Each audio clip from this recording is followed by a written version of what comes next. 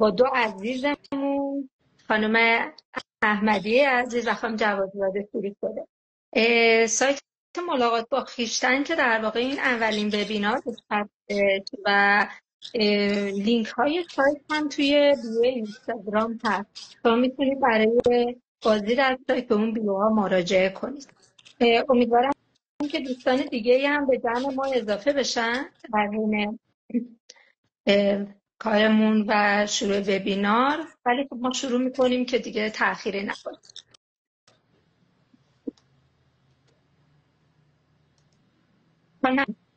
احمدی اجازه هستش شروع خواهش کنیم؟ میکنم. بله. ممنون از شما. خب توی بخش اول وبینار امشب دو بخش داره که بخش اولش با سرکار خانم احمدی عزیز هستن و بخش دوم خانم آذر جوادزاده که در خدمتتون هستیم. موضوع اصلی وبینار امشب کودک و طبیعت هست و توی حوزه طبیعت در واقع صحبت میشه. خانم مژگان احمدی عزیز که فعال حوزه کودک و طبیعت هستند و ایشون از سال 73 در موزه حیات وحش ایران فعالیتشون رو با برگزاری جشنواره کودک و طبیعت آغاز کردن و بعد در سالهای بعد مدرسه طبیعت باز گذاشتن که به عنوان مدیریت مجموعه بودن و در شبکه مدارس طبیعت فعالیت‌های پرثمری داشتند این عزیز ما و همواره و همیشه در ترویج و تأمین تجربه طبیعت برای کودکان به عنوان حق مادرزاد. این عنوان حق مادرزاد رو ما امشب هم در وبینارمون داریم که در این زمینه بسیار فعالیت داشتن. در حال حاضر خانم احمدی عزیز عضو هیئت مدیره انجمن حمایت از حقوق کودکان و بنیاد کودک و طبیعت هستن که به گفته خودشون همیشه میگن که دل در گروه توسعه ایران دارن، اما که برای کودکان ما توی عرصه در واقع رشد ایران یک نیروی مؤثر هستن برای توسعه و پیشرفت آینده سرزمین عزیز و همواره تلاش میکنن که توی این مرحله سرنوشت ساز بچه‌ها نقشی داشته باشند و زندگی پربارتری باشه براشون. خانم احمدی جان، ممنون از حضور گرمتون. خیلی خوشحالیم که در جمع ما هستید. اگر نیاز به معرفی بیشتر هست ما در خدمتتون هستیم و ما تریبون رو به دست شما میسپاریم و منتظر شنیدن سخنان پربار شما. مرسی از شما. من صدای خودم رو میبندم. در خدمت خانم احمدی هستم. خواهش میکنم. خیلی متشکرم. درود میفرستم به همگی و سپاسگزارم از انجمن ملاقات با خویشتن که این فرصت رو هرچند کوتاه در اختیار من گذاشتن که بتونم در ارتباط با حق مادرزاد صحبت کنم.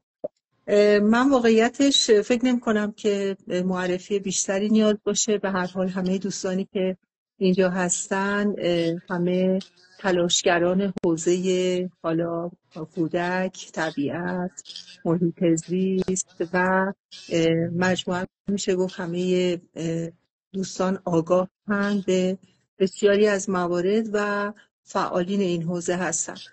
من فقط میخوام توی این در واقع 20 تا 25 دقیقه‌ای که فرصت دارم برای اینکه در مورد موضوع صحبت بکنم 4 تا عنوان رو به عنوان اینکه به هر حال توی بحث من میتونه جزء واژه‌های کلیدی باشه بهش اشاره بکنم. یکی خود حق مادرزاد هست یا حق کودک به طبیعت که در موردش صحبت میکنم. یکی بیوفیلیا یا زیستگرایی هست و نگاه زیستگرایانه به در واقع موضوع حق کودک به طبیعت. بعد فضاهایی که در واقع ما در این شرایط بحرانی که توی کشور داریم از نظر زیست محیطی و آموزشی چگونه تامین تجربه طبیعت رو برای کودکان داشته باشیم و اینکه حق مادرزاد چه نسبتی داره با توسعه میهن با توجه به اینکه کودکان آینده سازان این میهن هستند حق مادرزاد در واقع چه ارتباطی رو میتونه و چه پیوندی رو میتونه ایجاد بکنه. به همین دلیل شروع میکنم از اینکه در واقع ما حق مادرزاد رو تحت عنوان حق کودک به طبیعت نام میبریم و فکر میکنیم که بر این باوریم که پیوستگی ذاتی ما به طبیعت در واقع حق مادرزاد ماست. اگر دوستانی که حضور دارن با پیماننامه حقوق کودک آشنا باشن میدونن که به هر حال برای کودکان حقوقی در نظر گرفته شده، مثل حق داشتن والدین، حق آموزش، حق تغذیه مناسب، حق این که در آرامش و به دور از جنگ به سر ببرن، حق در واقع زبان مادری، حق نشاط و شادی و بازی، حق داشتن محیط زیست سالم و بسیاری از حقوق دیگه که به دلیل اینکه کودک به هر حال یک وضعیت منحصر به فردی داره و دوران کودکی در انسان دوران بسیار کوتاهیه، علیرغم اینکه اثرات ماندگاری در همه عمر داره، ولی این حقوق برای کودک پیش بینی شده، ولی حق کودک به طبیعت در پیماننامه بهش توجهی نشده یا حداقل در این زمان در نظر گرفته نشده که ما در واقع در پی این هستیم که این حق رو هم معرفی بکنیم، همین که به این مفاد بخوایم که افزوده بشه. در مورد زیستگرایی یا بیوفیلیا که در واقع معنی عشق به زندگی هست، من میخوام که در این توضیح رو بدم که ما با نگاه زیستگرایی، یعنی اینکه ارزش‌های زیستگرایانه طبیعت بر بقای انسان‌ها چگونه بوده، خود در واقع شناخت ارزش‌های زیستگرایانه طبیعت بر بقای انسان‌ها نگاه زیستگرایی هست.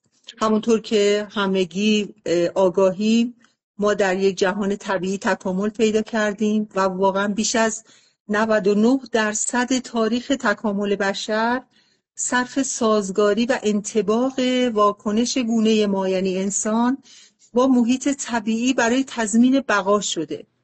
یعنی اون انسانی که در شمایل کنونی ما در واقع بهش میگیم انسان که ما هستیم، میلیون ها سال طول کشیده تا اینکه در شکل کنونی ظاهر شده و این نتیجه سازگاری و انطباق واکنش گونه ما در محیط‌های طبیعی بوده که برای تضمین بقاش اتفاق افتاده.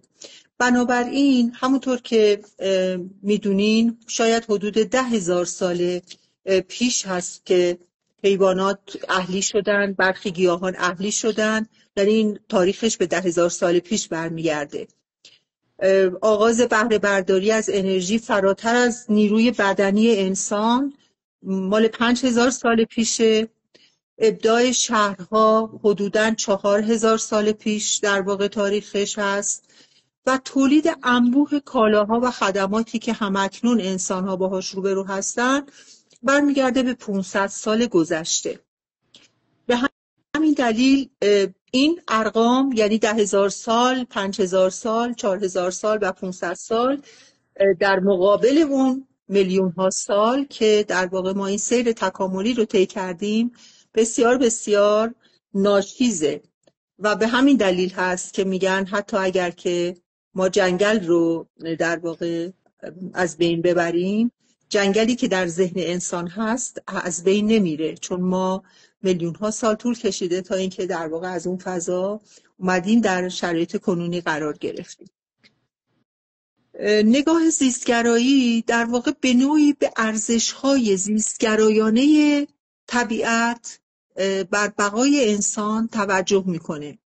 همونطور که میدونین انسان یه موجود جانبداره، ما موجودات جانبداری هستیم. همونطور که وقتی مار میبینن آدما نسبت بهش یک حس دوری گزیدن دارن، ازش وحشت دارن، میترسن، گاهن حتی ممکنه که نفرت داشته باشن، یا اینکه وقتی که ما یک آبشاری رو میبینیم، یک رنگین کمان رو میبینیم، پروانه ها رو میبینیم، در واقع انواع گل ها و تنوعی در طبیعت رو میبینیم. اینها جذابیت رو در ما زنده میکنه و ما نسبت بهش باز هم جانبدار هستیم. یعنی وقتی که در نهایت شاید وضعیت روانی قرار داریم که نیاز به آرامش داریم، به نشاط داریم، بلا فاصله به مادر اصلی خودمون که زمین هست و طبیعت هست رجوع میکنیم. من همواره زمین رو مادر در واقع اصلی همه موجودات زنده چون میدونم و حتما دیگران هم بر همین باور هستن و این جانبداری که ما نسبت به طبیعت داریم، نسبت به همون آبشار و رنگین کمان و غیره داریم، در واقع بیانگر این هست که مراحل تکاملی مغز ما طی این سالها در کنش و واکنش های بسیار زیادی با طبیعت تونسته رشد بکنه.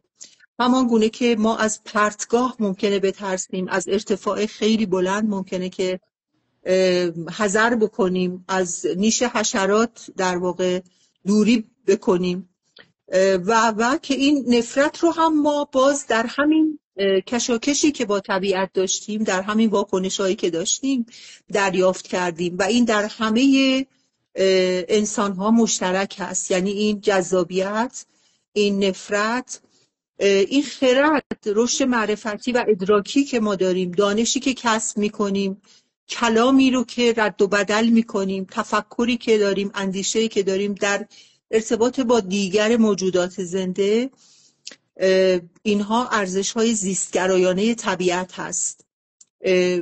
بخش دیگری از این ارزش‌ها بهره کشی هست. یعنی ما یه سهمی از طبیعت رو در رفاه انسانی در واقع ملاحظه می‌کنیم و اصلا قابل ارزیابی نیست. یعنی همونقدر که ما از نظر معنوی از طبیعت دریافت می‌کنیم، از نظر مادی هم طبعا دریافت می‌کنیم.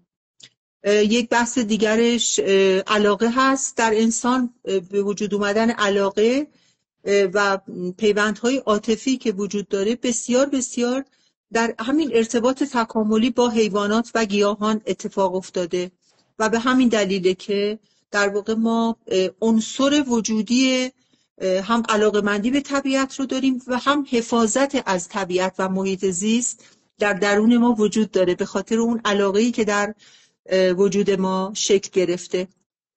و البته مواردی چون استیلا، معنویت، نمادگرایی، اینا همه در واقع بحثایی هست که توی ارزش‌های زیستگرانه طبیعت ما میتونیم بهش اشاره بکنیم و هر اون چه که در این سیر تکامل انسان تأثیری بر بقای انسان داشته، به خاطر اینکه شاخصه های طبیعت همونطور که آگاه هستیم پویایی و تغییر مداومه. یعنی طبیعت مرتب در حال تغییر، مرتب در حال پویایی و این رو ما ممکنه که به مرور زمان برامون قدری بدیهی بشه، ولی من به عنوان کسی که توی مدرسه طبیعت فعالیت میکردم همواره شاهد این بودم که بچه‌ها با تغییر فصول چقدر براشون موضوع شگفت‌انگیزه.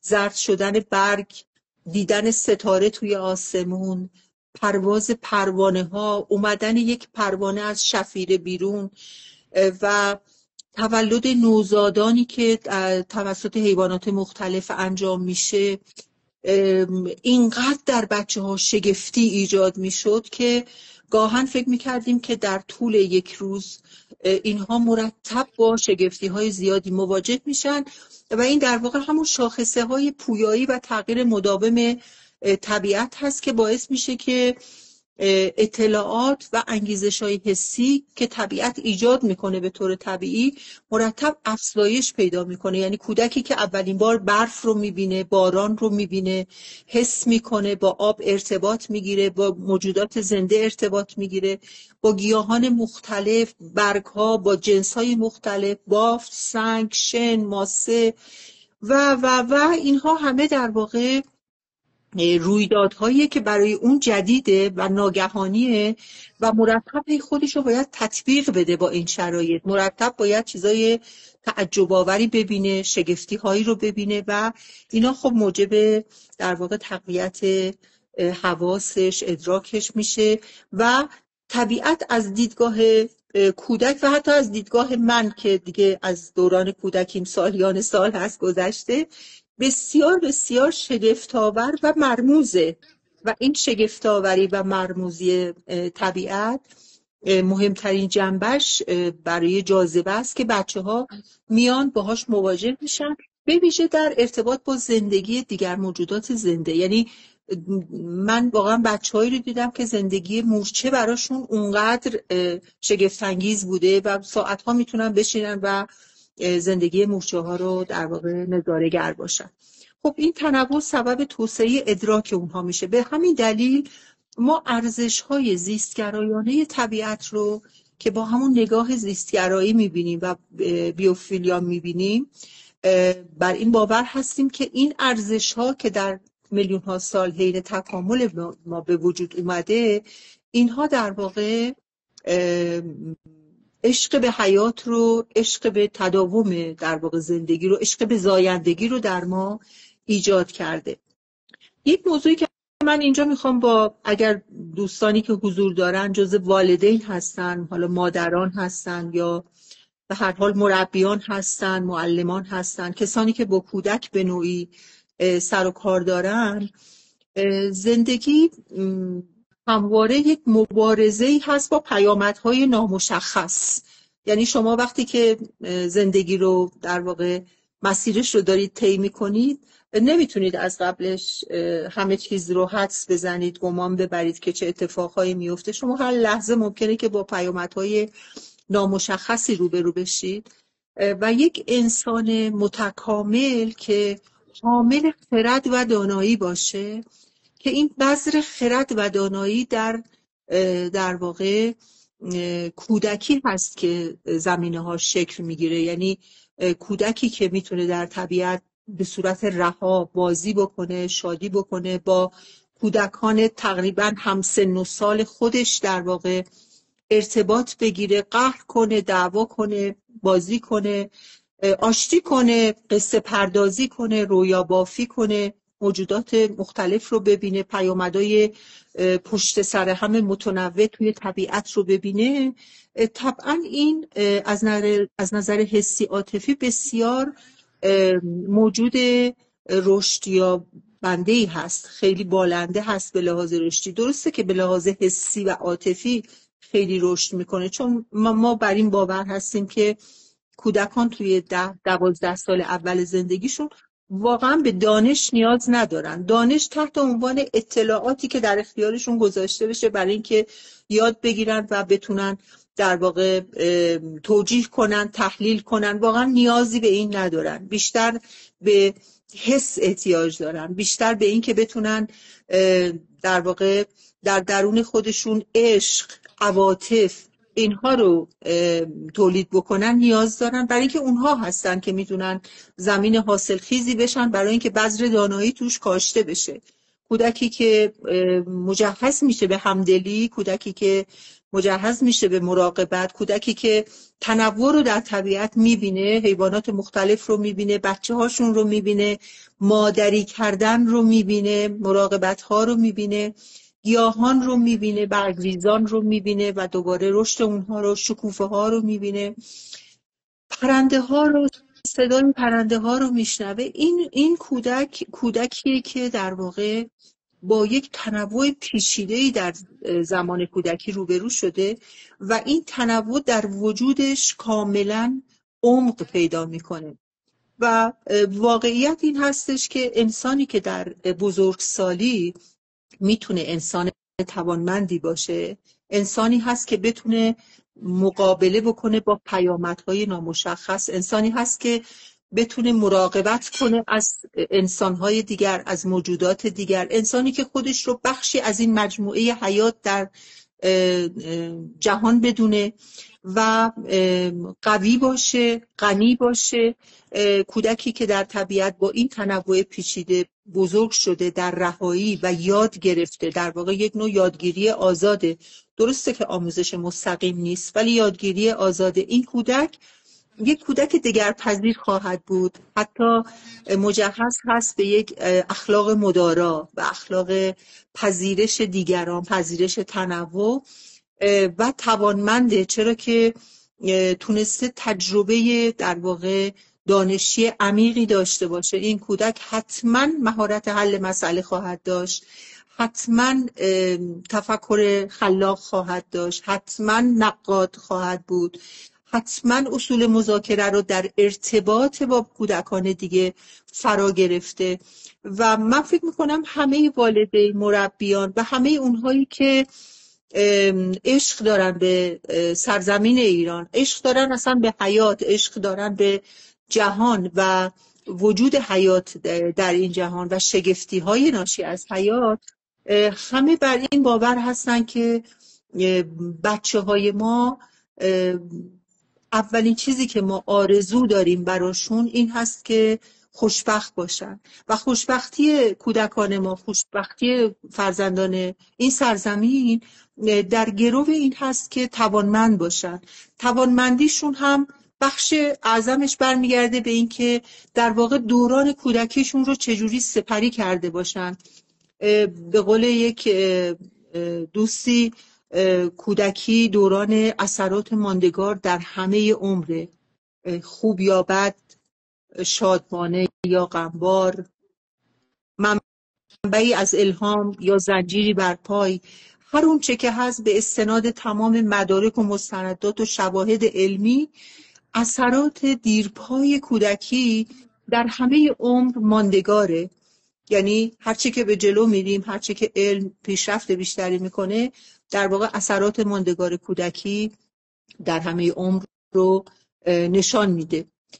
و من فکر میکنم من به عنوان کسی که بسیار علاقه‌مندم هم به کودکان، هم به ایران، هم به در واقع توسعه میهن، فکر میکنم که کودکان آینده ما، یعنی آینده سازان ما، وقتی که خودشون بتونن خوشبخت باشن، وقتی که خودشون توسعه یافته باشن به دلیل همین تجاربی که در سالهای اولیه زندگی داشتن، اینها حافظان خوبی برای محیط زیست خواهند بود، حافظان خوبی برای طبیعت خواهند بود، شهروند شایسته‌ای برای ایران و برای جهان خواهند بود. چون یک انسان توانمند و انسان‌های توانمند مجموعه‌شون به هر حال شاخصی هستن برای توسعه کشور. حداقل بخشی از توسعه هر کشوری در ارتباط با انسان‌هایی که در آینده ساز اون کشور هستن در گروه اون هستش. خب من در مورد حق مادرزاد یا حق کودک به طبیعت که در واقع میگم پیوستگی ذاتی ما با طبیعت هست صحبت کردم. فقط میخوام بر این تاکید بکنم که این ارزش‌های زیستگرایانه‌ای رو که بهش اشاره کردم در مورد جذابیت، در مورد خرد، در مورد نفرت و در مورد مواردی چون معنویت، استیلای محیط، اینها همه رو بهتر هست، ارجح هست که کودکان در محیط طبیعی از طریق تجربه بیاموزند. ممکنه که روش‌های دیگر یادگیری هم وجود داشته باشه، ولی بهترین روش برای در واقع آموختن یادگیری آزاد در محیط طبیعی هست. به هر حال ما یک مخلوق زیستی فرهنگی هستیم و بهتر هستش که این ارزش‌های زیستگرایانه رو از طریق تجربه بیاموزیم، برامون تایید بشه، برای اینکه بعد بتونیم یه تعامل آگاهانه‌ای در واقع با طبیعت داشته باشیم.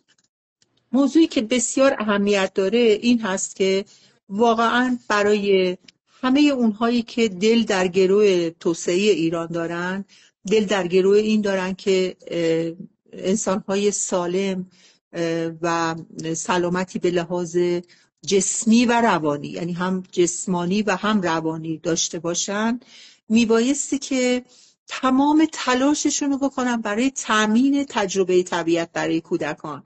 ممکنه که ما در حال حاضر آموزش پرورشمون یه همچین تامینی رو در واقع قادر نیست که انجام بده. خانواده ها اکثرا تک فرزند هستن و امکان یه همچین ایجاد همچین فضایی رو ندارن که بتونن بچه ها رو در مدت زمانهای طولانی در طبیعت رها بکنن. ولی واقعیت این هست که میشه والدین با هم دیگه جمع بشن، کودکان رو با هم به فضاهای طبیعی که در حاشیه شهرها یا حتی تو پارک‌ها و بوستان‌ها وجود داره ببرن و اجازه بدن بدون هیچ گونه قضاوت و کنترلی اینها در واقع تجربه بکنن، خیس بشن، دستشون خاکی بشه، بیفتن، بلند شن، با موجوداتی که به هر حال به سلامتیشون آسیبی نرسونه بتونن ارتباط بگیرن. و این تامین تجربه طبیعت برای کودکان، نه تنها برای خود کودک که برای والدین هم بسیار بسیار اثرگذاره. یعنی اینو ما حداقل با تجربه‌ای که توی مدرسه طبیعت داشتیم بهش واقعا دست یافتیم که کودکانی که میتونن در یه همچین محیطی قرار بگیرن و ما تامین بکنیم این حداقل نیازشون رو در 10 تا 12 سال اول زندگیشون، اینها انسان‌های توانمندی میشن که موجب شادی و خوشبختی خود خانواده ها هم هستن. یعنی مادر و پدر هم بسیار علاقه پیدا میکنه از این که ببینه بچه در واقع همچین توانمندی رو پیدا کرده. همونطور که میدونید انسان این توانایی استثنایی و ظرفیت منحصر به فرد رو داره که در کل عمرش بیاموزه، ولی درسته که میتونه در تمام طول عمرش بیاموزه، ولی مثل هر گونه دیگری کودکی حیاتی ترین دوره رشد و شکلگیری شخصیت یک انسان هست. یعنی این یک در واقع اصله که ما اگر که این فرصت رو از دست بدیم، این فرصت طلایی رو از دست بدیم، مطمئناً دچار در واقع خسارت‌های بزرگی هم در حوزه در واقع توانمندی شخصی خود کودک و هم در حوزه توسعه سرزمین، حفاظت از محیط زیست و طبیعت خواهیم شد. خب من چقدر دیگه وقت دارم خانم مرادی عزیزم؟ ممنون از شما خانم احمدی جان. الان دقیقا ساعت 20 و 28 دقیقه هستش. آها. فکر کنم شما در 1 دقیقه جمع کنید، 1-2 دقیقه که بعدش تا نیم باشه برای شما که در خدمت خانم جوادزاده باشیم. بله فقط خواهش میکنم. بله. من یادآوری کنم اگر کسی سوالی داره سوالات رو یادداشت کنه یا به خاطر بسپره. در آخر جلسه از هر دو بزرگوار ما سوالات رو مطرح میکنیم که پاسخگو به سوالات شما عزیزان باشه. ممنون. من فقط توی این 2 دقیقه تاکید میکنم به این که جنبه حس در زندگی کودک اونقدر مهم هست که وجه دانش به مفهوم در اختیار گذاشتن اطلاعات زیادی برای اینکه اون حفظ کنه یا یاد بگیره واقعا اهمیت نداره.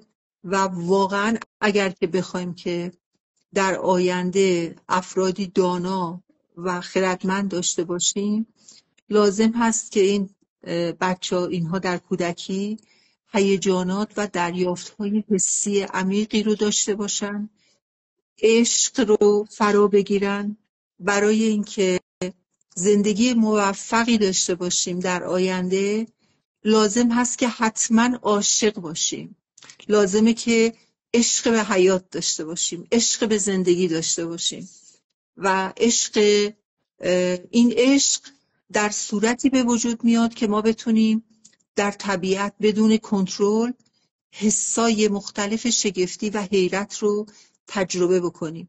اگر قادر به تجربه حس شگفتی و حیرت در طبیعت نباشیم، هرگز اون در واقع زمین حاصل خیزی که بذر باید درش رشد بکنه رو نخواهیم داشت، یا حداقل اینه که در زندگی با رنج‌ها و سختی‌های زیادی مواجه خواهیم شد و به راحتی ازش عبور نخواهیم کرد. ممنون. ممنون از شما و صحبت‌های پرارزشتون، واقعا عالی بود. مرسی خانم احمدی عزیز. حالا دوستان خواهش میکنم. فعلا که ممنونم. نظرات فعلا خاموش هست، ولی در پایان جلسه و صحبت‌های دو عزیز نظرات باز میشه. سوالی باشه مطرح کنید، در خدمت هستیم. خب به بخش دوم وبینار رو در خدمت خانم آذر جوادزاده هستیم. دیگه از اینجا به بعد صحبت‌های پرمهر شما رو ما گوش می‌کنیم. خانم جوادزاده عزیز، خانم جوادزاده پژوهشگر و برنامه‌ریز شهری هستند که مترجم چندین کتاب هم هستند که امیدواریم که حالا من دوست دارم بیشتر خودشون معرفی کنن خودشون رو و ما هم شنونده باشیم. خانم جوادزاده، موضوع شما گویا هماهنگی با طبیعت بود. بله. که صدای منو دارین؟ بله خانم جوادزاده، با موضوع هماهنگی با طبیعت در خدمتتون هستیم و آماده شنیدن صحبت. ممنونم از دعوتتون. خوشحالم که در جمع شما هستم. خوشحالم که کنار دوست عزیزم مژگان احمدیه هستم. موضوعی که من میخوام راجبش صحبت کنم هماهنگی با طبیعت هست که نقش بومشناسی صدانگاری محیط رو در ارزیابی طبیعت بازگو میکنه که این موضوع رو با همین عنوان برایان پیچانوفسکی در مجله پیام یونسکو در 2023 دسامبر 2023 منتشر کرده و همکنون روی تارنمای مؤسسه انسانشناسی و فرهنگ موجوده. علاقمندان میتونن کل مطلب رو اونجا مراجعه کنن و بخونن. برایان پیچانوفسکی استاد گروه جنگلداری و منابع طبیعی دانشگاه پردوی آمریکاست و مدیر مرکز صدانگاری محیط جهانیه. من قبل از اینکه مطلبم رو شروع کنم میخوام یه مروری داشته باشیم از محیط زیست و محیط طبیعی. در واقع ما محیط زیست و محیط طبیعی رو شامل آب، خاک، هوا، منابع طبیعی، گیاهی، جانوری، انسانی و روابط متقابل بین اینها میدونیم. هر زمان که ما راجع به محیط زیست و محیط طبیعی داریم صحبت میکنیم در واقع داریم از دو محیط زنده و غیر زنده صحبت میکنیم که محیط زنده شامل منابع طبیعی و انسانیه و محیط غیر زنده شامل آب، خاک، هواست. منتها ما با مسائل زیادی روبرو هستیم. در واقع هم با تحول شهرنشینی ما با دوری از طبیعت مواجه شدیم و با پیامدهای حاصل از همین تحول در شهرنشینی مواجه شدیم. یعنی مثلا مثل تولید روزافزون زباله، افزایش آلاینده‌ها، آلودگی صوتی، حرارتی، آلودگی آب، خاک، هوا، تخریب زیستگاه‌های ارزشمند محیطی، نابودی گونه‌های گیاهی و جانوری، گسترش روزافزون بلایای طبیعی و تولید آلاینده‌هایی مثل پلاستیک. همه اینایی که من گفتم بحث‌های خیلی جدی هستن و باید بحث و بررسی بشن. منتها برای اینکه در واقع ما وارد بحث پیچانوفسکی بشیم که هماهنگی با طبیعته، میخوایم بگیم که یک مسائلی باعث شده که دوری از طبیعت اتفاق بیفته و چه کار کنیم که این دوری از طبیعت رو در واقع یه شکل دیگه‌ای بهش بدیم، بیایم نزدیک بشیم به طبیعت. پیچانوفسکی میگه پرنده ها تنها موجوداتی نیستند که در سیاره زمین موسیقی متن سیاره زمین رو به وجود میارن و تولید میکنن. در واقع بومشناسی صدانگاری محیط یک رشته جدید از علمه که به ما امکان میده تا جهان صوتی طبیعت رو بهتر درک و ارزیابی کنیم و میزان از دست دادن تنوع زیستی رو بهتر اندازه‌گیری کنیم. پیچانوفسکی میگه صداها همه جا هستن. حیوانات به ویژه پرنده ها از خودشون صدا تولید میکنن برای اینکه جفت خودشون رو پیدا کنن، برای اینکه هشدار بدن در مورد شکارچیا، برای اینکه قلمرو خودشون رو تعیین بکنن، با همدیگه ارتباط مطلوبی داشته باشن. و این فقط مختص پرنده ها نیست، یعنی حشرات مثل جیرجیرک، زنجره، ملخ، اینا در واقع ریتم طبیعت رو به وجود میارن. دوزیستان، ماهی‌ها، حیوانات دریایی، همه اینا به نوعی یا صدا تولید میکنن یا از صداهای محیط پیرامون خودشون استفاده میکنن برای اینکه بتونن به سمت منابع برن، به سمت صخره‌های مرجانی برن، به سمت کار امور زندگیشون برن و کار خودشون رو در واقع به نحو مطلوبی انجام بدن. حالا دانشمندا و پژوهشگرا به این نتیجه رسیدن، دارن در این حال پژوهش این موضوع هستن که صداها معمولا در شب خیلی بیشتره، یعنی هم تنوع بیشتری داره، هم شلوغی بیشتری داره.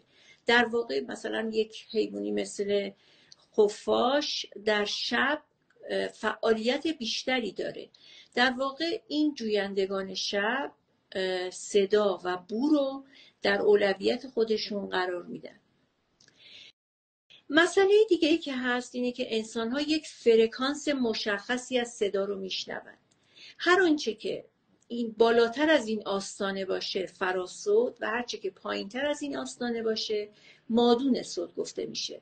ما به این فراسوت و مادون صوت مجهز نیستیم، ولی حیوانات مجهزن به این صداهای فراسوت و مادون صوت و در واقع کار با شنیدن اون صداها که ما قادر نیستیم بشنویم به زندگی خودشون میپردازن و همین صداها منشأ بسیاری رفتار و حرکات حیوانات میشه که میخوان مثلا حیواناتی مثل فیل، اسب آبی، کرگدن، نهنگ، اختاپوس، اینا صداهای مادون صوت رو میشنون و یه حیواناتی مثل خفاش در واقع صداهای فراسوت رو بهش مجهز هستن و تعداد انگشت شماری هم مثل کبوتر، ماهی، اینا صداهای فراسوت رو میشنون. صداهایی که به نظر ما خیلی عجیب میاد و برای ما سوال برانگیزه، ولی برای اونا در واقع دارن زندگی خودشون و امورات خودشون رو بهش رسیدگی میکنن. در واقع میتونیم بگیم در میان همه گونه‌های موجود بیش از نیمی از گونه‌ها از نوع اصوات برای تولید صدا یا استفاده از فهم اون برای اینکه ببینن چگونه محیط خودشون رو در حال تغییر ببینن استفاده میکنن. اما این سوال پیش میاد که چرا همه این اطلاعات اینقدر مهمه؟ این اطلاعات به چه کار میاد؟ همونطور که میدونیم دانشمندا، پژوهشگرا و حتی ما مردم معمولی هم در واقع یک جورایی با تلفات تنوع زیستی داریم هممون دست و پنجه نرم میکنیم، یه جوری هممون درگیر این موضوع هستیم. حالا با پیشرفت‌های اخیری که شده یه حسگرهای صوتی رو تونستن اختراع بکنن پژوهشگرا که این حسگرهای صوتی هم اون صداهای مادون صوت، فراسوت و صداهایی رو که ما میشنویم میشنوه و ثبت و ضبط میکنه و همین که میتونه به طور مداوم در بازه‌های زمانی بسیار طولانی در جاهایی ثبت و ضبط کنه و ردیابی کنه این صداها رو و به ما کمک بکنه که تحول تنوع زیستی رو بهتر درک و ارزیابی کنیم. خب حالا با توجه به این حسگرهای صوتی در واقع علم بومشناسی صدانگاری محیط 29 بیوم از 32 بیوم اصلی زمین رو تونسته شناسایی کنه. بیوم به معنای زیستگاهیه که انباشته‌ای از جانوران و گیاهان در اونجا هستن و مشغول زندگیشون هستن. 29 بیوم از 32 بیوم در واقع ما رو به یک دنیای بسیار وسیعی از جهان صوتی طبیعت میرسونه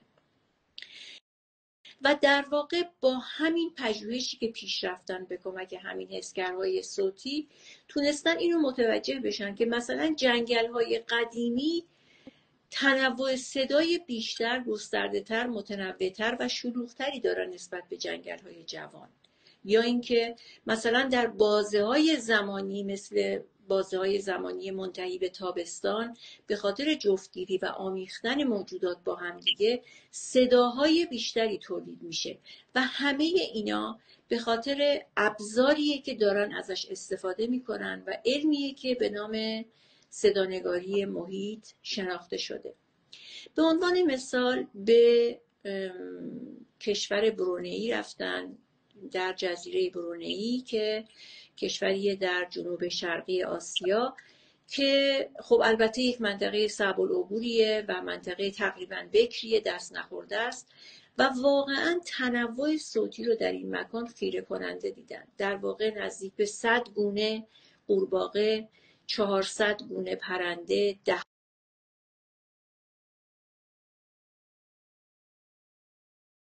صداهای اینا برسن و براشون خیلی جالب بوده که مثلا زنجره یک ساعت به خصوصی رو مثلا 6 صبح رو انتخاب میکنه و هر روز ساعت 6 صبح آواز میخونه. به هر حال این تنوع صوتی براشون بسیار بسیار مبهوت کننده بوده. پیشانوفسکی میگه در واقع من با بازدید از این مکانهای دور افتاده با احساسات عمیقی روبرو شدم که بهش میگم هیبت طبیعت. به نظر من این مفهوم خیلی خیلی مهمیه، هیبت طبیعت، چون در واقع ما در محیطی قرار میگیریم که تنوع صوتی فوق‌العاده‌ای داره و تحول رو در اونجا مشاهده میکنیم. ولی اون چیزی که باعث خیلی یعنی موضوع مهمتری هست اینه که مردم بومی در ارتباط با محیط طبیعی پیرامون خودشون خیلی ارتباطشون خیلی معنوی و جدایی ناپذیره، یعنی خیلی عجین شدن با این صداها و این جهان صوتی طبیعت و این محیط بیرونی صدا.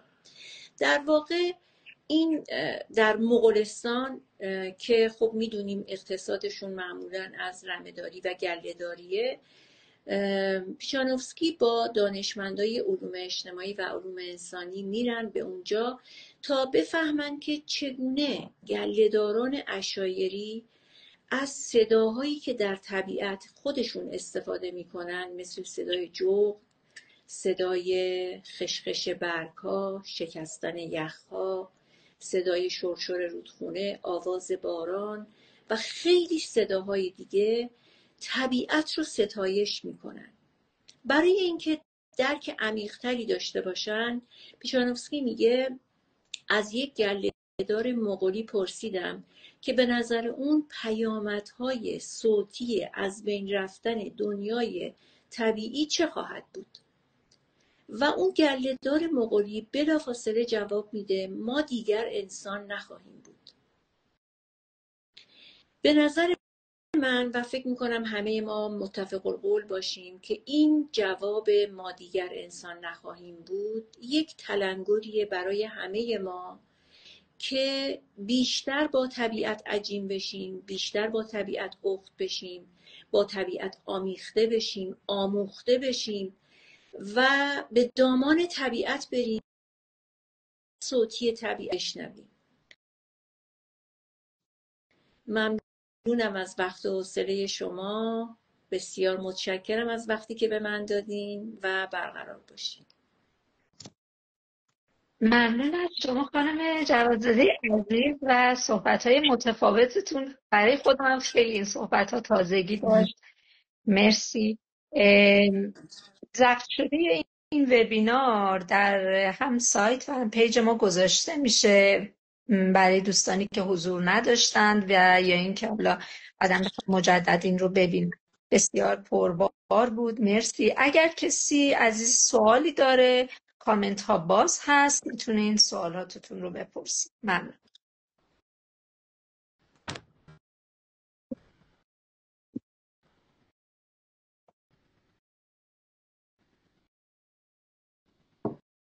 درود بر شما.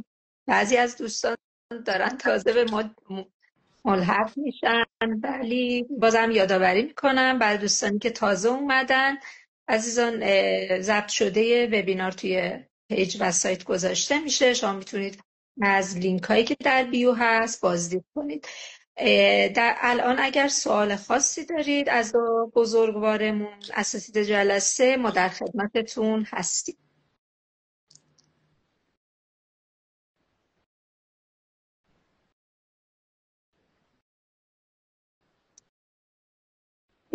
یکی از دوستان سوال پرسیدند که این ادراک در کودکان از چه سنی شروع میشه؟ اگر که عزیز هر کدوم تمایل دارم این سوال پاسخ بدن. خواهش میکنم خانم احمدیه. خواهش میکنم. فرق نمیکنه. من مطمئنم که دوستان خود خانم مرادی که البته روانشناس هستن و در واقع کاملا مسلطن به این موضوع، به لحاظ تامین تجربه طبیعت بچه ها از همون اوان کودکی در واقع شروع به ادراک میکنن. ما تو از سن 3 تا 5 سالگی این بیشتر قوت میگیره و این در واقع عمق ادراک در ارتباط با شناخت طبیعت شکل میگیره.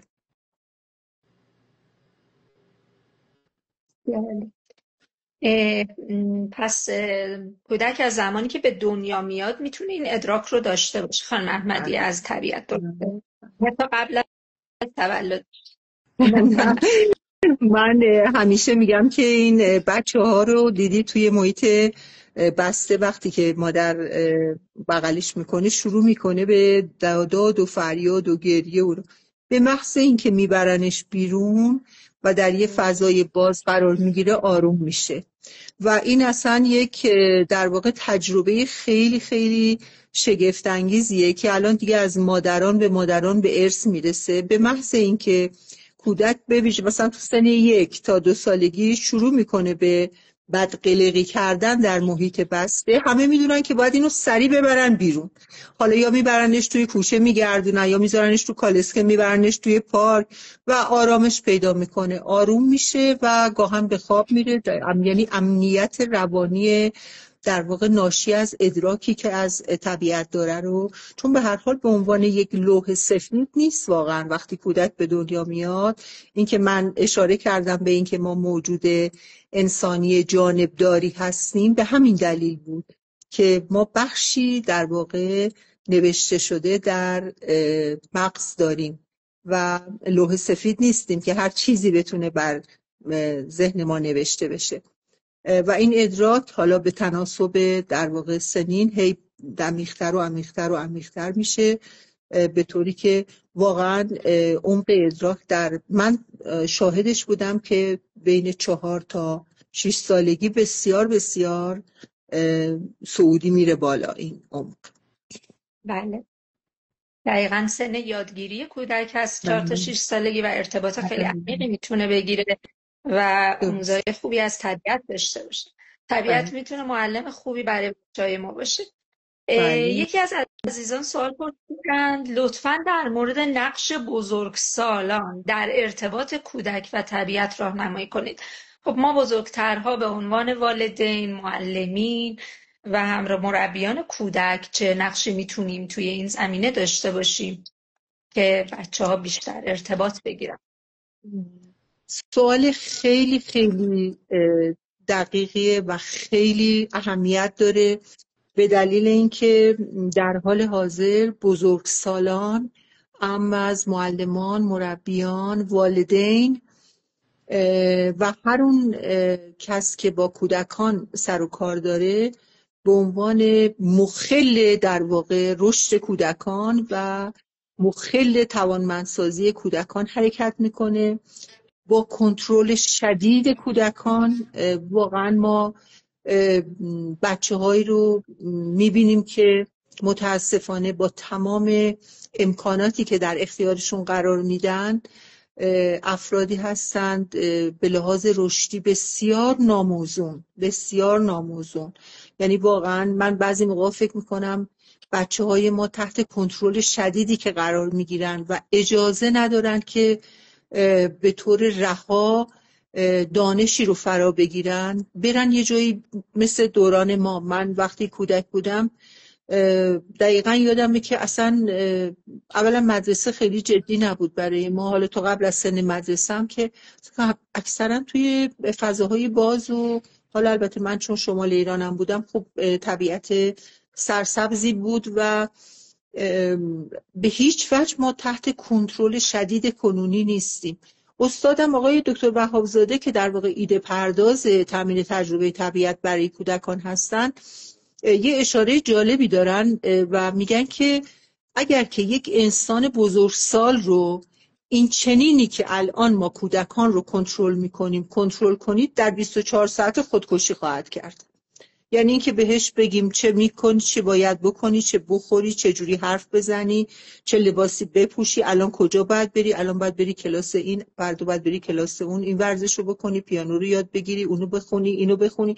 و واقعا من فکر میکنم که بهترین روش این هستش که مادران و پدران، مربیان و معلمان دست از کنترل بچه ها و اینکه میخوان هر کدوم به دلایلی، البته حقم دارن، یا انیشتنی تحویل بدن در آینده یا به هر حال یک موجود خیلی شگفت‌انگیز، متاسفانه کاملا برعکسش میشه. کما اینکه من با بسیاری از والدین که ارتباط دارم همه گله‌مند هستن، خیلی ناراحتن از اینکه بچه‌ها رو با تمام مراقبت‌هایی که میکنن متاسفانه از رشد موزون و توانمندی‌هایی که لازم هست این بچه‌ها برخوردار نیستن. حتی خیلی جالبه که بچه‌ها حتی از نظر دستورزی قدرت گرفتن یک قلم رو مثلا ندارن، یعنی از نظر حرکتی هم اینا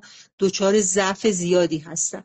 به همین دلیل تنها کاری که واقعا میتونن انجام بدن اینه که یکم دور بشن از کودکان رو جمع کنن تو سنین مختلف، حالا مثلا 3 ساله تا 5 ساله تا 7 ساله تا 8 ساله، اینا رو با هم دیگه ببرن، چون به هر حال همه 1 یا 2 تا بیشتر ندارن، در یک محیط طبیعی هفته 2 بار 3 بار بذارن اینا 2-3 ساعت آزاد باشن و از دور نظاره‌گر باشن. همون کاری که دوستان ما در مدرسه طبیعت میکردن. تحصیلگرا فقط میخواستن به کودکان آسیب وارد نشه، وگرنه دیگه سعی میکردن که اونا خودشون سوال کنن، خودشون با هم دیگه گفتگو کنن، حل مسئله کنن، تجربه کنن.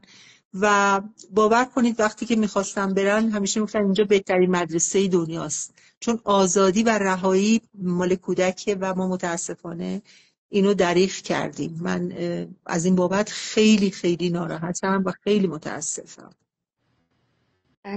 مرسی خانم احمدی جان، دقیقا همینطوره.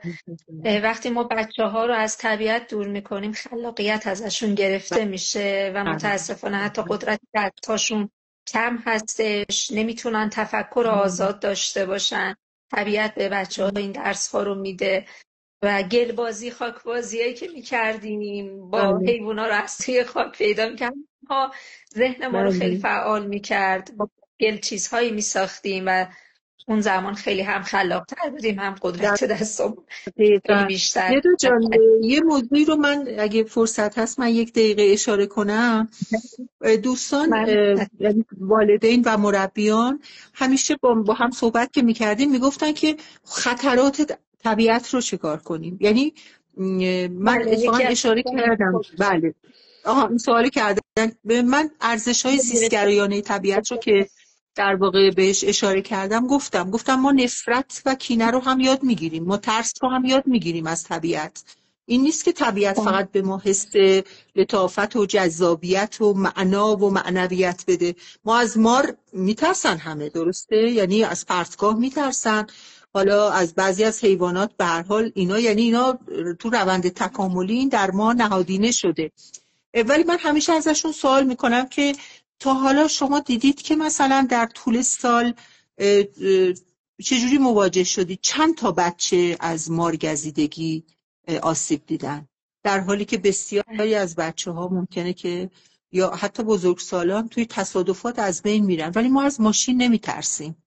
یعنی فکر میکنیم که خیلی راحت میریم جلو، ماشین هم وای میسته و اصلا و این ترس ذاتی که ما از این بخشای طبیعت داریم باید وجود داشته باشه. اصلا اگر وجود نداشته باشه خب آسیب میبینیم. ما تمام سازگاریامون به خاطر حفظ بقا در واقع انجام شده. خب باید بترسیم از بخشی چیزا. منتها تحصیلگران، معلمان، مربیان، والدین که با بچه ها به طبیعت میرن، توی طبیعت فکر میکنن با چه چیزهایی مواجه میشن. قطعاً 1% بسیار پایینی ممکنه که بله آسیبی هم باشه، ولی این هیچ گونه دلیلی برای این نیست که کودک رو از طبیعت محروم کنیم. مثل اینکه شما نمیتونید کودک رو از حتی ماشین که میتونه اینقدر آسیب زننده باشه، با یک تصادف یه دفعه 40 تا از بچه‌های المپیادی ما مگه از بین نرفتن؟ به همین، یعنی با همین سادگی. ولی هیچ وقت کسی نمیپرسه که بایستی که با این خطر چه کار کنیم، در حالی که خطرات طبیعت رو باید جدی فکر کنیم بهش. ما تو خیلی از وقتا تورهای طبیعت گردی که دارن، ما بچه‌های پزشک هم داشتیم که اگر موردی با یک موجودی روبرو شدن که لازم بود که به هر حال از آسیبش جلوگیری بشه، خب باید حتما تجهیز باشن توی این رابطه. ولی اینکه توی پارک ها و توی همین حاشیه ها و اینها بچه‌ها رو ببرن و بذارن آزاد باشن، من حداقل توی این سالهایی که دارم کار میکنم توی این حوزه واقعا تا کنون خطر جدی رو باهاش مواجه نشدم. دقیقا همینه. اتفاقا اگر بچه ها توی طبیعت باشن، من شخصا فکر میکنم خطر کمتره. حالا ما بله که با بله. طبیعت بیشتر خطر کمتر بود. فضای مجازی، دنیای الکترونیک شاید خطرات خیلی بیشتری برای خطرات بیشتره. بچه ها بله داشته باشه. بله. درسته. مرسی از شما خانم احمدیه جان. خواهش و میکنم. خانم جوادزاده عزیز، اگر مطلب شما اضافه کنید، خصوصا شما تلفات تنوع زیستی صحبت داشتید. من خودم برام این خیلی حقیقتش همیشه دردناکه که بچه ها یعنی ما آدم ها خیلی با طبیعت دوست نیستیم و خیلی غافلیم از این حالا بحث تنوع زیستی و تلفاتی که داره به وجود میاد. و من فکر میکنم این دوستی با طبیعت و همین وبینارهایی مثل این، حالا شاید مطالعه هایی در این زمینه، آشنایی بیشتر بتونه به محیط زیست در واقع چه ایران و هر جای دیگه کمک کنه و اون رو حالا یه جوری نجات بده. آیا شما مطلبی دارید که اضافه کنید به من مطالب که فکر بیشتر در میکنم این در خورده؟ تایید حرف دوست عزیزم خانم مژگان احمدیه بخوام بگم، در واقع ما هم یک آگاهی لازم داریم، هم تجربه رو لازم داریم. یعنی آگاهی صرف، حالا درسته ما میایم توی وبینار، من یک مطلبی رو آماده میکنم و راجبش صحبت میکنم. برای خودم این جهان صوتی طبیعت خیلی خیلی برای خودم مبهوت کننده بود، چون من همیشه به این صدای طبیعت خو گرفته بودم، ولی هیچ وقت انقدر قشنگ و علمی بهش نگاه نکرده بودم. ولی خب این آگاهی بخشه، این خیلی خوبه، ولی تجربه به نظر من خیلی بهتره. یعنی اگر بخوام خیلی شخصیش بکنم، ارتباطی که خودم با پسرم داشتم، به خاطر اینکه پسرم به دلایلی نباید وارد طبیعت میشد که این در تحت کنترل من نبود. وقتی که وارد طبیعت شد، یعنی مثلا 3 سالش بود، حالا دقیقا نمیدونم چند سالش بود، ولی برف اولین بار دید.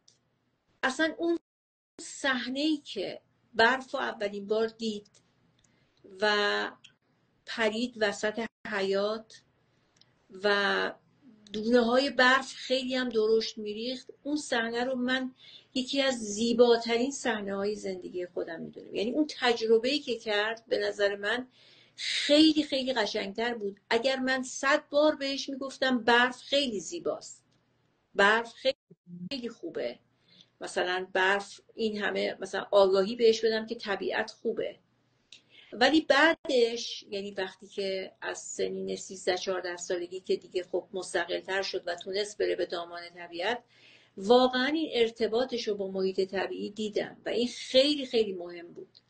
یعنی اصلا هر چقدر حرفی که من زده بودم بهش به کنار، یه گوشه چیزی که خودش تجربه کرد یه اتفاق دیگه بود و اینو من واقعا در پسر خودم دیدم. البته من خودم هیچ محدودیتی نداشتم، از بچگی هم تو دامان طبیعت بودم. خب چون دماوند نزدیک تهران بود ما رفت آمد میکردیم و همیشه بالاخره تابستون هوا گرم بود و ما در دامان طبیعت بودیم، کسی هم کنترلمون نمیکرد، هیچ اتفاقی هم برامون نمیافتاد. ما مار دیدیم، همه خیلی چیزای دیگر رو دیدیم، ولی اتفاقی هم نمیافتاد.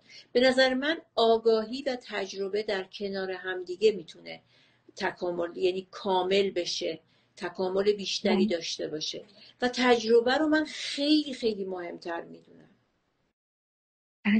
مرسی درود. دقیقا همین. درود بر شما.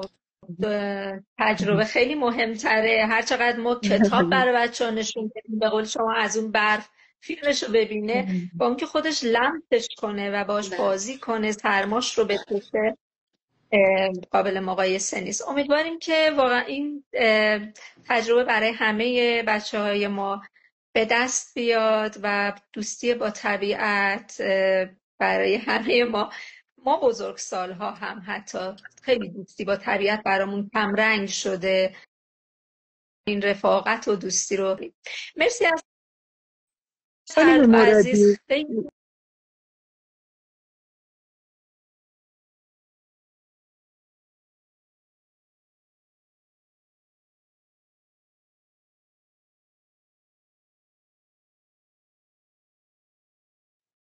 که بچه‌ها رو جمع میکنن که ببرن در محیط طبیعی، اگر امکانش رو داشتن مثلا یه بزغاله، یه بره، یه چیزی رو مثلا بیارن که بچه‌ها ببینن. بچه‌هایی که به شدت ممکنه به تبلت و گوشی و اینها وابسته باشن، تمام اونو میذارن کنار و میرن سراغ اون بره کوچولوه.